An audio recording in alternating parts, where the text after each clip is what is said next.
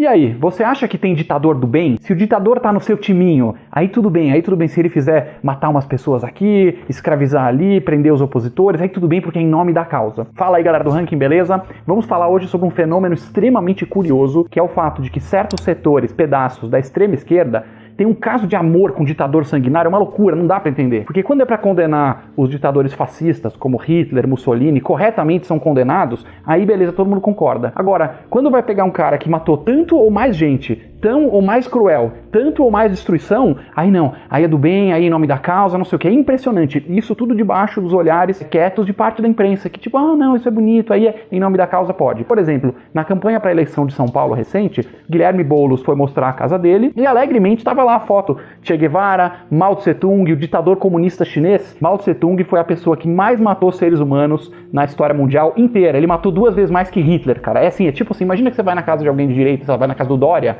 e tem 2 quadros do Hitler lá. Você acha que não ia ser um baita de um escândalo? Porra, Dória, manchete, Dória tem quadro de Hitler, 2 quadros de Hitler. Pois bem, 2 Hitler é um Mao Tse Tung, que tá na parede do Guilherme Boulos lá, é uma referência. Um assassino sanguinário responsável por mais de 40 milhões de mortos, e tudo bem. Agora foi a vez da deputada Jandira Fegali colocar um meme lá, elogioso, a Joseph Stalin, que foi junto com Hitler e junto com Mao, simplesmente os tiranos mais sanguinários, provavelmente da história humana, com certeza do século XX. E não é um caso isolado, eu falei do Guilherme Boulos, falei do caso dela, Manuela Dávila, também do mesmo partido, notoriamente no Roda Viva, ela foi incapaz de criticar o Stalin, o pessoal apertando ela, Manuela, mas você não condena os crimes de Stalin? Ela não consegue, cara, essa gente não consegue dizer, olha, isso aqui é uma aberração. O que você pessoalmente acha disso? Você acha que o Stalin foi um cara bacana, Mao foi um cara legal? O que você acha disso? O partido acha e você concorda?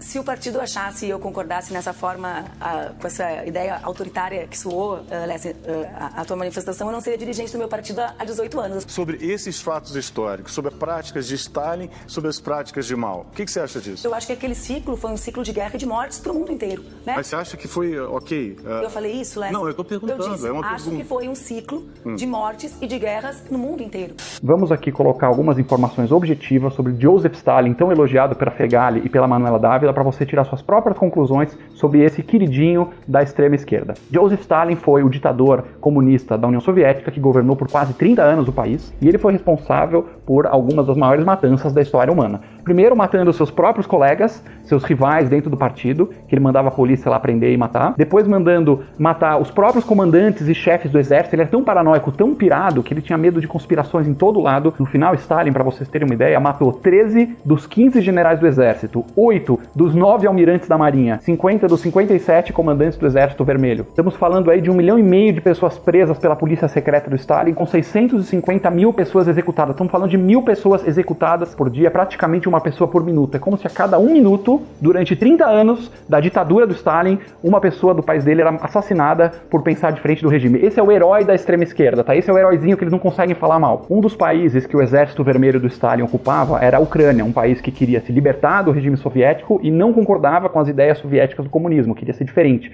E aí o Stalin fomentou uma campanha de demonização, dizendo que os ucranianos, eles chamavam de kulak, né, eram os camponeses, para demonizar os camponeses da Ucrânia, que era um dos lugares que mais produzia comida na União Soviética, dizendo que esses caras guardavam comida e não dividiam com os trabalhadores industriais, e esses camponeses eram muito maus. E aí Stalin definiu cotas de comida que os camponeses eram obrigados a entregar, senão eram presos, e era uma cota calculada para não sobrar nem comida para o camponês se alimentar. A fome foi tão grande que somente no ano de 1933 estima-se que 7 milhões de camponeses ucranianos, mulheres, idosos, crianças, morreram de fome nas mãos do heróizinho da Jandira Fegali. Outra curiosidade, Stalin, que não era bobo, sabia que o regime comunista não funciona, certo? Então nas fábricas, se você vai ganhar tudo igual, não importa se você trabalha, se você não trabalha, se você se esforça ou não esforça, basicamente não tem incentivo nenhum para as pessoas trabalharem. Então ele viu que as pessoas começaram a não produzir, a produção da União Soviética começou a cair, e aí eles criaram uma punição por ser o que eles chamam indolente, quer dizer, ser preguiçoso. Se a pessoa atrasasse mais de 20 minutos ao trabalho, poderia pegar 6 meses de cadeia, esse crime aí de indolência. Porque você sabe que no comunismo não tem incentivo, você vai trabalhar, vão pegar a tua produção, então é tudo na base da arma na cabeça mesmo, da violência e da expropriação. No final, durante 15 anos, entre 1940 e 55, estima-se que 36 milhões de soviéticos, 1/3 da população trabalhadora, em algum momento tenha sido condenada ou presa por indolência. Agora, escuta essa que é muito boa. No ano de 37, o censo foi contar a população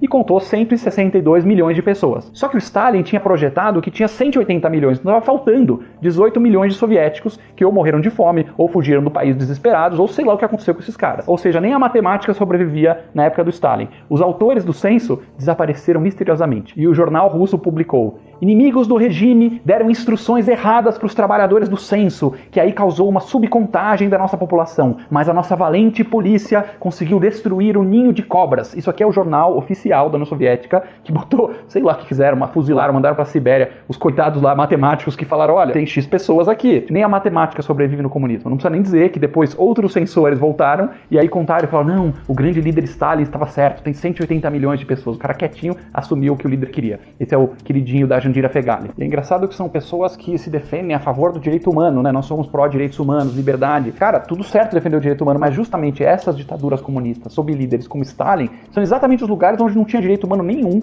que você podia olhar torto para um chefão lá da polícia e no dia seguinte você desaparecia, a tua família não tinha mais ideia do que aconteceu, não tinha julgamento justo, não tinha direito ao contraditório, não tinha prova, não tinha tribunal, simplesmente a violência como forma institucionalizada de funcionar o país. E aí esse pessoal critica com absoluta razão ditaduras fascistas de direita, ou regimes aqui que tinha pessoas que eram presos políticos desaparecendo, com absoluta razão. Só que o cara passa pano para um Stalin, que foi uma ditadura dessas vezes 1000. Pessoal, ditadores são ruins. Ponto final. Não interessa qual tempero, qual sabor, qual cor. Hitler, uma das maiores desgraças da história humana. Stalin, uma das maiores desgraças da história humana. Mao Tse-tung da China, uma das maiores desgraças. Para de passar pano para ditador, seja ele qual for. Se você gostou desse vídeo, siga o Ranking dos Políticos nas redes sociais.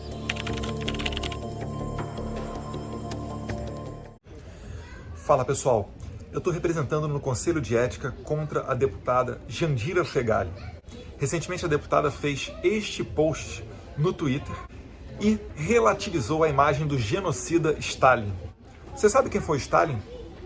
Além de ter sido aquele que substituiu o nazismo pelo comunismo em todas as terras em que ele conseguiu dominar durante a Segunda Guerra Mundial, Stalin, no início dos anos 30, foi responsável pelo Holodomor. O Holodomor foi o confisco de grãos da Ucrânia, o que levou milhões de ucranianos à morte. Em cálculos muito conservadores, as contas chegam a 4, 5 milhões de mortos, mas há estimativas dizendo que esse número pode chegar a mais do que o dobro. Mas em várias cidades ucranianas, corpos em meio à paisagem urbana começaram a se tornar algo comum. Em 1953, em um ensaio com o título de Genocídio Soviético na Ucrânia, Lenkin deixou claro os ataques às elites ucranianas, as deportações, trabalhos forçados, exílios e inanição. Além disso, Stalin ficou muito famoso pelos gulags, que eram os campos de concentração para onde ele enviava todos os seus opositores políticos, pessoas que não concordavam com a sua opinião, pessoas que se manifestavam de maneira contrária ao regime ditatorial e genocida de Stalin. E fazendo cálculos bem conservadores, chega-se à estimativa que Stalin matou mais de 20 milhões de pessoas. Certamente, outros fascínoras, como Hitler, que mergulhou o mundo na Segunda Guerra Mundial e também assassinou milhões de pessoas, Stalin faz parte do mesmo grupo de pessoas. E a gente não pode assistir de maneira imparcial e achando que faz parte do debate democrático uma pessoa que relativiza a imagem, este sim, um verdadeiro genocida que promoveu, como eu disse, além do extermínio do povo da Ucrânia, várias outras atrocidades contra seus opositores políticos. Então nada impede de termos a interpretação que Jandira Fegali faz aí também uma ameaça velada aos seus opositores. Vide que Stalin executava quem discordasse dele. E ela festeja ainda o clima tenso em Brasília, a polarização. A gente não pode deixar isso daí passar batido. E tenho que ressaltar aqui que foi parte essencial nessa representação no Conselho de Ética, que acredito ser praticamente a primeira desse gênero, contra uma pessoa que apoia o genocídio, foi parte essencial Roberto Jefferson, que é o presidente do PTB. Porque para entrar com uma representação no Conselho de Ética, é preciso que um presidente de partido assine essa representação. Então, nosso muito obrigado. E vamos colocar adiante um Brasil sério, porque ninguém aguenta mais ver esse tipo de coisa. Como é que pode pessoas como Jandira Fegali acusar outras de genocida, quando ela própria faz apologia a um dos maiores genocidas que já pisou aqui no planeta Terra, que é Stalin, um genocida que colocou adiante o regime comunista. Aliás, regime esse que tem no nome do partido da deputada e que é criminalizado na Ucrânia. A Ucrânia ela criminaliza não só o nazismo, como também ou comunismo, porque sabe os nefastos efeitos desse sistema por onde quer que ele passe. Então estamos juntos. Eu também tenho um projeto de lei que criminaliza tanto o comunismo quanto o nazismo, porque eu não quero ver repetir na história genocidas como Stalin chegando ao poder e a gente tratar isso de maneira normal. Nem Stalin, nem Pol Pot, nem Fidel Castro, nem Maduro, nem Mao Tse Tung, nenhum desses que assassinaram milhões de pessoas. Se nós respeitamos os direitos humanos e queremos que o mundo não veja outros genocidas no poder, nós não podemos permitir que isso aí faça parte de uma normalidade. Perfeito? Um abraço a todos vocês, fiquem com Deus. Jandira Fegali, a gente se vê no Conselho de Ética, você sentadinha lá, bonitinha, prestando os esclarecimentos. Fala, pessoal. A deputada do PCdoB, Partido Comunista do Brasil, Jandira Fegali, deve estar chateada comigo porque eu coloquei ela no Conselho de Ética para ela responder sobre a relativização da imagem do terrorista Stalin, que ela postou fazendo uma brincadeira, só que Stalin é um genocida que, por baixo, matou 5 milhões de pessoas de fome só na Ucrânia, fora os gulags, que foram os campos de concentração. Mas a deputada aproveitou essa semana que o ministro do Turismo Gilson Machado foi à Comissão de Cultura da Câmara, dominada tradicionalmente pela esquerda, e aproveitou para tentar lacrar em cima dele. Dá uma olhada aí. Já que o deputado Túlio fez a pergunta sobre a questão do Mário Frias andar armado, eu tenho aqui uma foto, ministro, que eu vou lhe mostrar e mostrar ao plenário. Tem uma foto na rede social do deputado Eduardo Bolsonaro, onde ele é o seguinte, é o texto: precisamos da sua ajuda. Empenhe-se em apoiar quem te defende em Brasília e evita o retorno da, desculpe o termo, sacanagem, com o dinheiro público para comprar a classe artística. Siga e compartilhe posts da Secult, encarregado de gerenciar a Lei Rouanet. E a foto é Eduardo Bolsonaro, Mário Frias e o secretário André Porciúncula, os três armados, confrontando os artistas com armas, tanto Mário Frias como o André Porciúncula e o deputado Eduardo Bolsonaro. Então, eu só quero, grave, presidente, para questionar o ministro se isso aqui está autorizado, ministro, por Vossa Senhoria, como autoridade da pasta, que os seus secretários se coloquem assim de público, falando da Lei Rouanet com os artistas, porque isso, obviamente, merece providências. André Porciúncula, Mário Frias são dois subordinados seus. Bem, de cara você vê, né, que um tweet meu, deputado federal com imunidade parlamentar, ela tenta confundir com as palavras como sendo, né, o apoio de Mário Frias e André Porciúncula. Esse tweet é o último tweet de uma thread em que eu reclamo principalmente dos 11 bilhões da Lei Rouanet que não foram auditados nos últimos anos, notoriamente nos governos de Dilma e Lula. Ou seja, é pessoal da classe artística que pegou o meu dinheiro e o seu dinheiro para fazer sabe-se lá o quê, porque eles não prestaram contas, né? Ou melhor, as contas não foram analisadas pela Secretaria de Cultura de governos anteriores.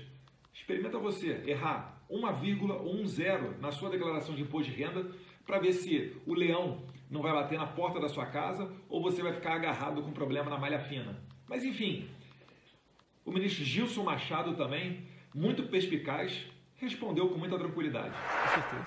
É uma prerrogativa de qualquer cidadão andar armado, desde que tenha um porte federal autorizado. Onde é que está dizendo que não é que é proibido no exercício do cargo andar armado?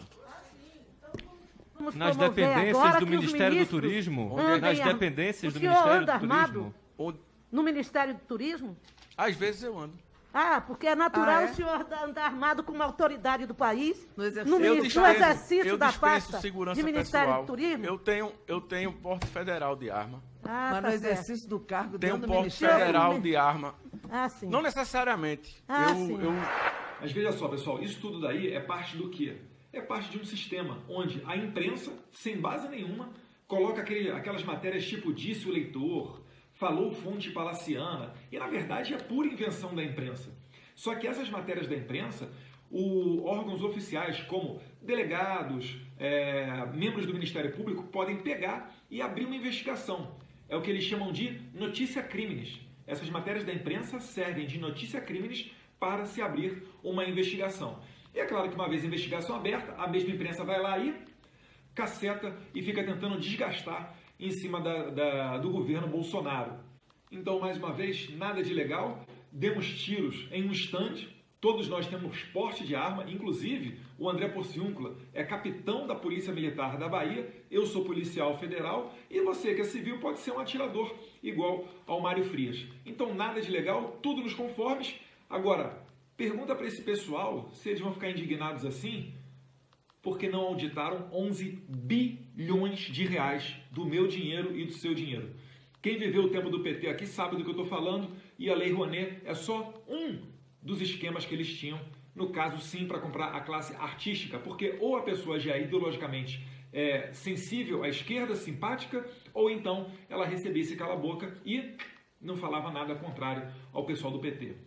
E lembre-se, andar armado não é crime. Crime é você ter arma ilegal. Mas o pessoal que tem arma ilegal do tráfico de drogas, essa galerinha aí não reclama não. Então, e nada de tirar da cabeça que em 2003 Lula aprovou o Estatuto do Desarmamento, que não é uma lei de controle de armas de fogo, é uma lei de restrição de armas de fogo, atropelou o referendo de 2005, e aprovou o Estatuto do Desarmamento no auge do mensalão. Então é uma lei que já nasce viciada. Para quê? Para tentar controlar você. O próprio ministro Márcio Tomás Bastos falou que estava se lixando, que a intenção deles não era retirar a arma de bandidos, mas sim retirar armas da população. O desarmamento não pretende tirar a arma de bandido.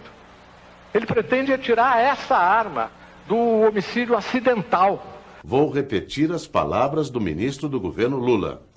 O desarmamento não pretende tirar as armas dos bandidos. O que todo mundo quer saber, ministro, é quando as armas dos bandidos serão tiradas. Se você der uma olhada com um pouquinho mais de carinho na situação na Venezuela, você vai entender porque que eles fizeram isso logo no primeiro ano de governo deles. E graças a Deus, no primeiro ano de governo Bolsonaro, ocorreram flexibilizações que estão muito longe ainda do ideal da questão de armas aqui do Brasil. O Congresso tem que enfrentar essa matéria cedo ou tarde, sim, mas já é um avanço que permitiu um acesso melhorado para as pessoas terem as suas armas de fogo, melhorou a questão do homem do campo, que acabou com a discussão jurídica, né? Se a casa é só a casa dele ou se casa, segundo a lei, é considerado todo o território da fazenda dele, e hoje em dia o governo Bolsonaro fala que é todo o território. Teve uma melhoria na questão de calibres, entre outras áreas, e esse é o caminho que o Brasil está seguindo hoje em dia, graças a Deus. Então, sem demonizar as armas de fogo, vamos demonizar os bandidos, esses sim, defendidos pela esquerda. Um abraço, fiquem com Deus.